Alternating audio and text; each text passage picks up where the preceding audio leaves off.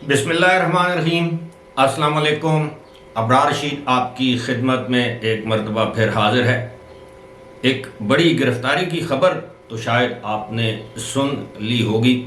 इस हवाले से मुतज़ाद बयानात सामने आए हैं, ख़ास तौर पर पाकिस्तान तहरीक इंसाफ की जानिब से।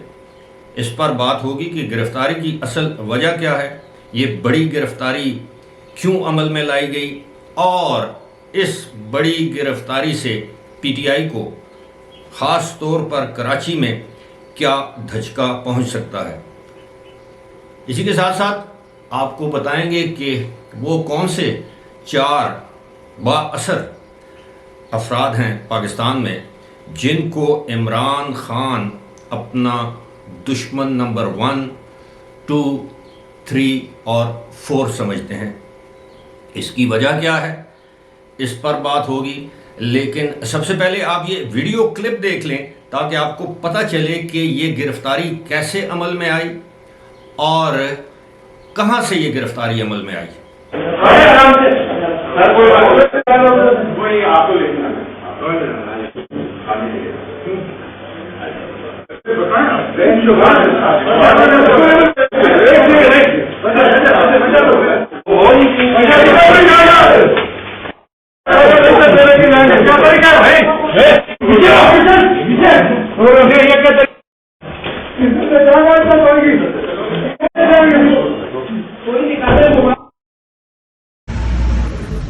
ये अली जेडी गाड़ी में डाला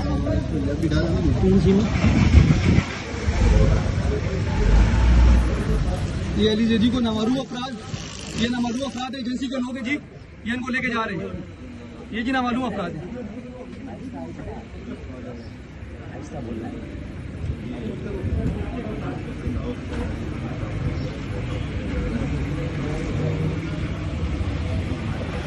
पीछे का कौन ये जी अली जेडी को नामालूम अफराद ये लेकर चले गए। ये 2 गाड़ियाँ दो गाड़ियाँ और ब्लैक करोला के अंदर लेके गई हैं। ब्लैक करोला है। ये जी अली जेडी को लेकर चले गए। वीडियो क्लिप में आपने देखा कि चंद पुलिस एहलकार 3 या 4 एक दफ्तर में दाखिल होते हैं और वहाँ से वो पीटीआई के रहनुमा साबिक वफाकी वज़ीर अली जैदी को गिरफ्तार कर लेते हैं, साथ ले जाते हैं। दूसरी वीडियो में आपने देखा कि अली जैदी को एक सफ़ेद रंग की पिकअप में, या जिसे हम आजकल डाला कहते हैं, डबल कैबिन, उसमें बिठाया जाता है और 2 गाड़ियाँ, एक पुलिस की गाड़ी और एक काले रंग की गाड़ी उनको लेकर रवाना हो जाती है। अब इस पर पीटीआई वाले कह रहे हैं कि इंतकामी कार्रवाई है। पीटीआई वाले कह रहे हैं कि ये बदतरीन स्टेट टेररिज्म है, आलमी सतह पर आलमी इंसानी हुकूक की तंजीमों को आगाह किया जा रहा है। मामला क्या है, एफआईआर सामने आ चुकी है। अली जैदी कराची में प्रॉपर्टी या रियल स्टेट का कारोबार करते हैं। उनके एक पार्टनर ने उन पर जालसाजी, धोखाधड़ी और फ्रॉड का मुकदमा दर्ज करवाया है और ये तकरीबन 22 से 23 करोड़ रुपए का मामला है। उन्हीं के पार्टनर ने अली जैदी पर यह इल्ज़ाम लगाया है, मुकदमा दर्ज कराया, एफआईआर दर्ज करवाई है कि अली जैदी ने उनके साथ फ्रॉड किया है, धोखाधड़ी के ज़रिए उनसे 22 करोड़ रुपए हथिया लिए हैं, यानी 22 करोड़ रुपए का फ्रॉड किया है। अब वो रकम वापस नहीं कर रहे। काफ़ी छानबीन के बाद बिलाखिर अली जैदी को, जब ये पुलिस को ये आप ये समझ लें कि बावर हो गया, यकीन हो गया कि वाकई इस जालसाजी में अली जैदी मुलव्वस हैं, तो उनको उनके पार्टनर की शिकायत पर या दरख्वास्त या एफआईआर पर उनको गिरफ्तार किया गया है। चंद दिन पहले, 3 दिन पहले मैंने आपसे जिक्र किया था कि बड़ी गिरफ्तारियां अमल में आएंगी, ईद से पहले, ईद के दौरान और ईद के बाद।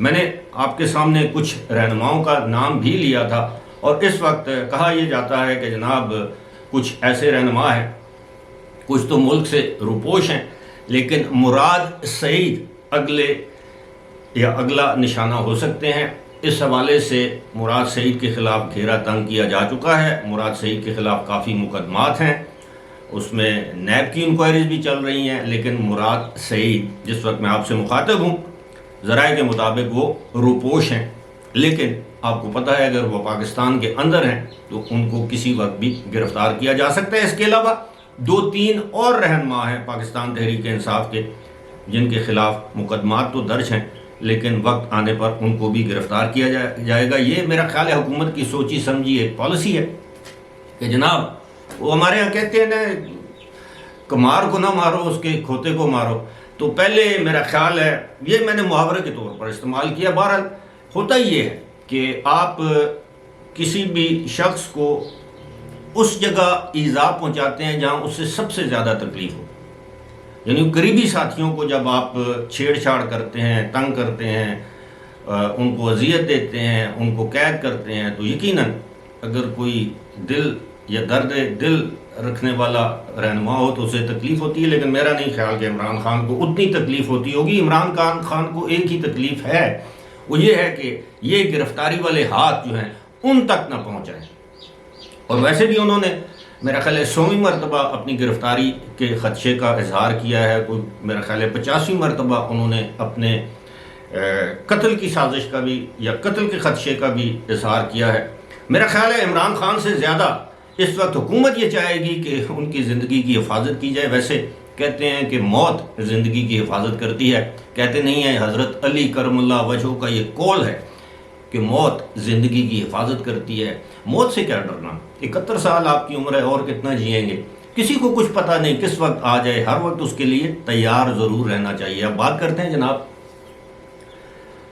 ہمارے عمران خان، جی ہاں قائد انقلاب اور بقول اولیاء مقبول قائد اعظم سے بڑے لیڈر، عمران خان قائد اعظم سے بڑے لیڈر، جناب 4 دشمن۔ اب لوگ سوچ رہے ہوں گے کہ جناب یہ جو 4 دشمن ہیں ان میں سر فہرست تو رانا ثناءاللہ کو ہونا چاہیے، شہباز شریف کو ہونا چاہیے، مولانا فضل الرحمان کو ہونا چاہیے، آصف علی زرداری کو ہونا چاہیے، یہ 4 ان کے بڑے دشمن ہیں، لیکن ایسا نہیں ہے۔ ہمارے دوست ہیں، کولیگ ہیں، اسد طور، وہ کہتے ہیں کہ یہ 4 ولن ہیں عمران خان کے لیے، لیکن میں سمجھتا ہوں کہ یہ 4 ولن نہیں ہیں، یہ بنیادی طور پر عمران خان کے 4 دشمن ہیں۔ اور دلچسپ بات یہ ہے کہ چاروں کے چاروں کو عمران خان نے خود اپنا دشمن بنایا ہے۔ اگر وہ ان کو اپنا دشمن سمجھتے ہیں تو اس کی ذمہ داری کسی اور پر عائد نہیں ہوتی، صرف اور صرف عمران خان پر عائد ہوتی ہے۔ اب یہ 4 اصحاب کون ہیں؟ سب سے پہلے جناب قاضی فائز عیسیٰ کو وہ اپنا دشمن سمجھتے ہیں عمران خان۔ وجہ کیا ہے؟ وجہ آپ جانتے ہیں کہ عمران خان جب وزیر اعظم تھے تو انہوں نے قاضی فائز عیسیٰ کے خلاف بذریعہ صدر ایک ریفرنس فائل کیا تھا سپریم جوڈیشل کونسل میں کہ ان کے خلاف جناب انہوں نے اپنی جائیدادیں جو ہیں وہ ظاہر نہیں کی، اثاثے ظاہر نہیں کیے، ان کی اہلیہ نے اثاثے ظاہر نہیں کیے، لہٰذا ان کو ان کے عہدے سے برطرف کیا جائے۔ معاملہ کچھ اور تھا، آپ سب کو پتہ ہے، وہی تحریک لبیک کا جو دھرنا تھا فیض آباد والا، اس میں قاضی فائز عیسیٰ نے فیصلہ دیا تھا کہ جناب یہ سب کچھ ISI نے کروایا ہے، ایجنسیوں کا یہ کام ہوتا ہے ملکی ایجنسیوں کا کہ وہ ایک مذہبی گروہ کو اجازت دے دے اور وہ حکومت وقت منتخب حکومت کے خلاف دھرنے کرے، اس کی پشپنائی کرے ISI، اور انہوں نے براہ راست جنرل فیض کو اس کا ذمہ دار قرار دیا تھا۔ جنرل فیض اس وقت DGC تھے، تو اب یعنی DGISI نہیں تھے، وہ DGC تھے جو کہ میجر جنرل کا عہدہ ہوتا ہے، اور آپ کو یاد ہوگا کہ 1,000 روپیہ بھی بانٹا گیا تھا TLP کے کارکنوں میں، یاد ہوگا۔ تو وہ سارا معاملہ تھا۔ جنرل فیض جب آئے اوپر تو انہوں نے کہا کہ جی تم دو قاضی فائز عیسیٰ کو، اور اسی طرح ہوا۔ بعد میں عمران خان نے اپنی غلطی کا احساس کر لیا، لیکن جو تذلیل رسوائی قاضی فائز عیسیٰ اور ان کی اہلیہ اور بچوں کی بھری عدالت میں کی گئی، ساری قوم اس سے آگاہ ہے۔ دوسرے نمبر پر جناب آتے ہیں تو DGISI، lieutenant general Nadeem Ahmed Anjum. جی ہاں، یہ وہی DGISI ہیں جب جنرل فیض حمید کو DGISI سے کور کمانڈر پشاور تعینات کیا گیا تو ان کا تبادلہ کیا گیا، تو ان کی جگہ ان کو آرمی چیف نے تعینات کیا اور اس کا نوٹیفیکیشن بھی جاری کر دیا ٹویٹر پر۔ عمران خان ڈٹ گئے، آپ کو یاد ہوگا یہ 6 یا 7 اکتوبر 2021 کی بات ہے، اور پھر اس کے بعد انہوں نے ہٹ درمی پر آ گئے، جہاں سے عمران خان کے زوال کا سلسلہ شروع ہوا، اور اس کے بعد انہوں نے انٹرویوز کیے جن میں جنرل نوید انجم بھی موجود ہیں۔ اس کے بعد آپ کو یاد ہے کہ جنرل نوید احمد انجم نے پہلی مرتبہ کسی بھی DGISI نے پریس کانفرنس کی، اور وہ پریس کانفرنس عمران خان اور پاکستان تحریک انصاف کے خلاف تھی، ایک چارج شیٹ تھی، ان کو وہ اپنا دشمن سمجھتے ہیں۔ اس کے بعد گزشتہ سال جولائی میں جنرل قمر جاوید باجوہ نے اور جنرل نوید احمد انجم نے ایک ایسے شخص کو DG کاؤنٹر ٹیررزم جسے کہتے ہیں یا کاؤنٹر انٹیلیجنس کہہ لیں، DGC وہ میجر جنرل کا عہدہ ہوتا ہے، وہاں پر ایک ایسے شخص کو تعینات کیا جن کا نام ہے میجر جنرل فیصل نصیر۔ فیصل نصیر کے بارے میں یہ کہا جاتا ہے کہ جناب یہ جب MI میں تھے، ملٹری انٹیلیجنس میں تھے، تو ان کی جنرل فیض سے نہیں بنتی تھی۔ جنرل فیض DGISI تھے، جنرل فیض ان سے کہتے تھے کہ میرے جو کراچی میں سیکٹر کمانڈرز ہیں ان کے ساتھ آپ تعاون کیا کریں، بس آپس کی ہوتی ہے، جیلسی کہہ لیں، چپکلش کہہ لیں، یہ جو انٹیلیجنس کے جو ادارے ہوتے ہیں نا، IB کی ISI کے ساتھ نہیں بنتی، ISI کی MI کی، یہ ایک دوسرے کے ڈومین میں جاتے آتے رہتے ہیں، تو لہٰذا ان کی آپس۔ لیکن جنرل فیض نے ان کو ان کی حتل وسا کوشش تھی کہ یہ ISI میں نہ آئے، لیکن وہ ISI میں آ گئے۔ اب یہ جو میجر جنرل فیصل نصیر ہیں، یہ وہی میجر جنرل فیصل نصیر ہیں جن کے بارے میں عمران خان، جن کو انہوں نے ایک خطاب دیا ہوا ہے، ایک نام دیا ہوا ہے ڈرٹی ہیری کا، اور یہ وہی جنرل فیصل نصیر ہیں جن کے خلاف عمران خان نے اپنے مبینہ قتل یا قاتلانہ حملے جو ان پر ہوا تھا وزیر آباد میں، کہا تھا کہ ان کے خلاف بھی FIR درج کی جائے۔ ایسا ہو نہیں سکا، نہ ایسا پاکستان میں ہوتا ہے۔ پھر کیا ہوا جناب کہ اس کے بعد انہوں نے کہہ دیا کہ یہ ذہنی مریض ہے، اس کو لوگوں کو ننگا کرنے کا شوق ہے، اور اس نے اعظم سواتی کو ننگا کیا، اس نے شہباز گل کو ننگا کیا۔ پتہ نہیں، پھر وہ فواد چودھری نے کہا کہ بھائی صاحب خدا کا واسطہ ہے، میری چھوٹی چھوٹی بچیاں میرے بارے میں کیا سوچیں گی، اعظم سواتی خود پوتے پوتیوں والے ہیں، نواسے نواسیوں والے ہیں، پتہ نہیں۔ یعنی عمران خان نے پھر اس کے بعد میرا خیال ہے اس نے بھی پیغام پہنچایا ہوگا علی امین گنڈا پور نے کہ خان صاحب جو مرضی کہنا، میرے بارے میں یہ مت کہنا کہ مجھے ننگا کیا گیا ہے۔ اور علی امین نے بھری عدالت میں، عدالت کے باہر پیشی کے وقت جرنلسٹ نے ان سے سوال پوچھا کہ یہ آپ پر کوئی تشدد ہوا؟ انہوں نے کہا نہیں، مجھ پر کوئی تشدد نہیں ہوا۔ اچھا، علی امین کی بات ہو رہی تھی تو سننے میں یہ آ رہا ہے کہ علی امین نے اپنے تمام بیانات پر اور تمام جو ان کے جو معاملات تھے ان پر معافی مانگ لی ہے، اور وہ بھری عدالت میں معافی نامہ لکھ کر دینے کو تیار ہیں کہ انہوں نے ماضی میں جو کیا اس پر شرمندہ ہیں، لہٰذا ان کو معاف کیا جائے۔ دیکھتے ہیں کیا ہوتا ہے۔ اب جناب یہ تو ہو گئے 3 افراد، اور تینوں کے تینوں کو عمران خان نے اپنا دشمن خود بنایا، جن کا میں نے ذکر کیا ہے۔ اب آتے ہیں جناب چوتھا فرد، چوتھی شخصیت، ان کو بھی عمران خان نے اپنا دشمن خود بنایا، کیونکہ اگر عمران خان انہیں اپنا دشمن سمجھتے، یہ تمام جو لوگ ہیں بنیادی طور پر ان کا اپنا قصور کوئی نہیں تھا۔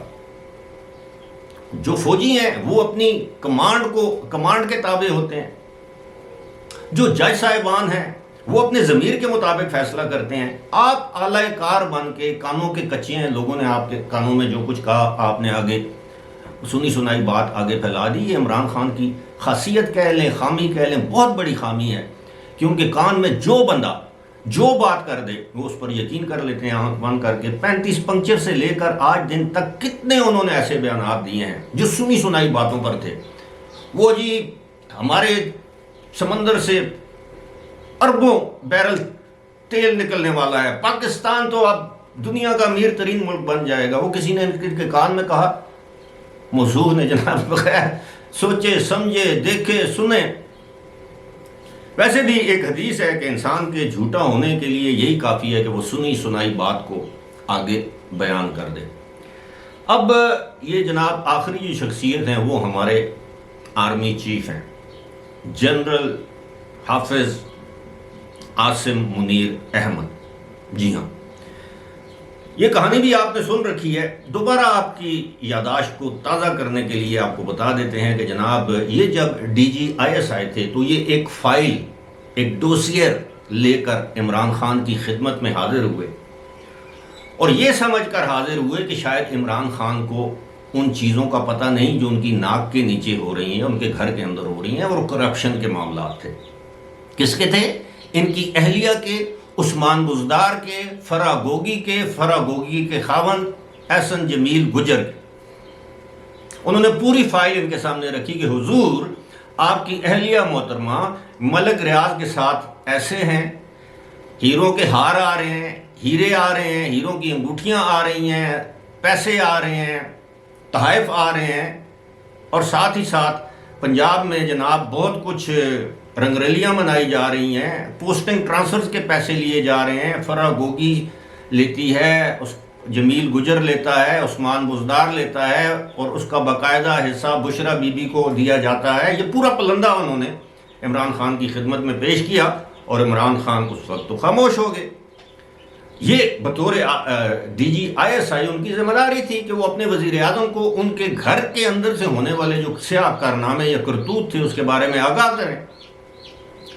मौसूफ ने, इमरान खान ने आर्मी चीफ से शिकायत लगा दी कि जनाब ये शख्स मुझे DGIS नहीं चाहिए, ये तो मेरे घर के अंदर घुस गया, ये तो मेरे घर की जासूसी इसने करना शुरू कर दिया, मेरी बेगम की और मेरी बेगम की दोस्तों की और मेरे वज़ीर आला की, इसका ये काम है, हटाओ इसके। इतवार के दिन इतना सब्र नहीं हुआ, जनरल आसिम मुनीर को DGIS के ओहदे से हटाया गया। अलबत्ता जनरल कमर जावेद बाजवा ने एक मेहरबानी की कि उनकी ज़्यादा सुबकी ना हो, यानी मौजूदा आर्मी चीफ की जो उस वक्त लेफ्टिनेंट जनरल थे, इन्हें कोर कमांडर गुजरांवाला तैनात कर दिया गया और इनकी जगह कौन आया? लेफ्टिनेंट जनरल फैज़ हमीद। फिर मौसूफ उनसे फैज़ याब होते रहे। फैज़ तो चले गए, फैज़ तो वो अब भी दे रहे हैं, लेकिन अपने ओहदे से रिटायर हो गए। और उस ज़ात बारी ताला का इंसाफ देखिए कि उसी जनरल आसिम मुनीर को आपने DGIS के ओहदे से हटाया, उसी जनरल आसिम मुनीर के खिलाफ आपने साजिशें की, ट्रेंड्स चलाए। जनरल फैज़ सदर मुमलिकत के साथ मिलकर साजिश की कि इस शख्स को आर्मी चीफ नहीं बनने देना, खा कुछ हो जाए। लेकिन ऊपर एक ज़ात है ना, उसने इंसाफ किया। आज general Asim Munir army chief हैं, इमरान खान हाथ बांध रहे हैं, मिन्नतें कर रहे हैं, तरले कर रहे हैं कि खुदा का वास्ता है मुझे एक मरतबा मिल लो, और वो शख्स है कि नहीं मिल। इमरान खान के हामी वो रिटायर्ड ऑक्टोजेनेरियन जिन्हें कहते हैं, 80-80, 85-85, 90-90 साल के जो रिटायर्ड जर्नैल हैं, जिन्होंने पाकिस्तान का बेड़ा गर्क करने में भरपूर किरदार अदा किया है। कभी मैं उनकी ज़ातियात पर जाना चाहूँ तो आप यकीन करें, किसी के वालिद से लेकर अब ये जो अली कुली खान है, इनके जो वालिद हैं जनरल हबीबुल्लाह, वो अयूब खान के समधी थे। आज भी अब्टाबाद में हबीबुल्लाह कॉलोनी उनके नाम है, गंदारा मोटर्स। ये कहाँ से आया सारा कुछ? इसी पाकिस्तान से लिया है ना। मुंह में सोने का चम्मच लेकर तो ये लोग पैदा नहीं हुए, तो लिहाजा इनको पुराने मज़े याद आते हैं। तो ये सारे लोग जो हैं मिन्नतें कर रहे हैं, लेकिन आर्मी चीफ ने कहा जी पुरानी फौज नहीं, अब फौज तब्दील होगी, थैंक यू वेरी मच। अब वही आसिम नसीर हैं जिनको अब इमरान खान अपना दुश्मन समझते हैं। लेकिन क्यों? ये चार शख्सियात जिनका मैंने आपके साथ जिक्र किया है, क्या वजह है? अगर इमरान खान इनको अपना दुश्मन समझते हैं तो क्यों समझते हैं? इमरान खान अपने गिरबान में झांके, इसके ज़िम्मेदार भी इमरान खान खुद हैं। जब आप इक़्तिदार में होते हैं, इक़्तिदार एक ऐसा नशा है, तमाम नशों पर भारी। दूसरा नशा तो आप रात को करें, सुबह होश में आ जाते हैं, लेकिन इक़्तिदार का नशा जो है वो उतरने का नाम ही नहीं लेता। जब उतरता है तो फिर इंसान कहीं का नहीं रहता। फिलहाल मुझे दीजिए इजाज़त। खुदा हाफ़िज़।